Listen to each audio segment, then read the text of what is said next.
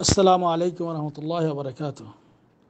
আলহামদুলিল্লাহ ওয়াসসালাতু ওয়াসসালামু আলা রাসূলিল্লাহ। সুপ্রিয় ভাই ও বোনেরা, আমরা ইনশাআল্লাহ ধারাবাহিকভাবে দৈনিক দু একটি করে হাদিস আপনাদের শোনানোর চেষ্টা করব।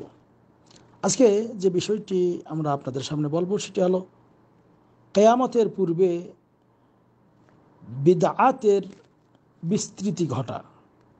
এ প্রসঙ্গে সহিহ বুখারীতে একটি হাদিস বর্ণিত রয়েছে। عن أسماء بنت أبي بكر رضي الله عنهما عن النبي صلى الله عليه وسلم قال أسماء بنت أبو بكر رضي الله تعالى عنها নবী করিম সাল্লাল্লাহু আলাইহি ওয়াসাল্লাম থেকে বর্ণনা করেছেন, তিনি বলেন, আনা আলা হাউজি আনতাজিরু মান ইয়ারিদু আলাইয়া। প্রিয় নবী বলেছেন, আমি হাউজের নিকটে অর্থাৎ হাউজে কাউসারের নিকটে অপেক্ষা করতে থাকব। যে কেউ আমার নিকটে আসছে তাদেরকে আমি পানি পান করাবো। এমন সময় ফায়ুখাযু বিনাসিন মিন দুনি, কিছু মানুষ বা কিছু লোক আমার নিকটে আসার আগেই তাদেরকে ধরে ফেলা হবে। ফাআকুলু, অতঃপর আমি বলবো, উম্মতি, এরা তো আমার উম্মত। ফায়াকুলু, তখন ফেরেশতারা বলবে, লা তাদরি মাশাউ আলাল কাহকারি, হে নবী আপনি জানেন না, তারা তো আপনার পরে পেছনে ফিরে গিয়েছিল।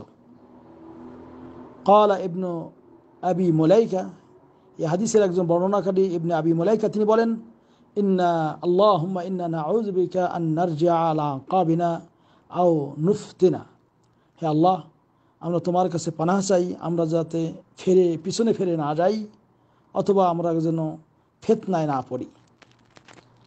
তো এই হাদিসটি সহিহ বুখারীতে রয়েছে। অনুরূপভাবে সহিহ মুসলিমেও এইরকম একটি হাদিস রয়েছে যে নবী করিম সাল্লাল্লাহু আলাইহি ওয়াসাল্লাম তাদেরকে বলবেন, যারা আল্লাহ নবীর তিরোধানের পর পিছনে ফিরিয়ে গিয়েছে তাদেরকে বলবেন, সাহকান সাহকান লিমান গায়্যারা বাদি, দূর হও দূর হও, সরে যাও সরে যাও, যারা আমার পরে আমার সুন্নতকে পরিবর্তন করেছ, বিদআতের রচনা করেছ, তারা আমার হাউজে কাউসারের পানি থেকে পান করতে পারবে না।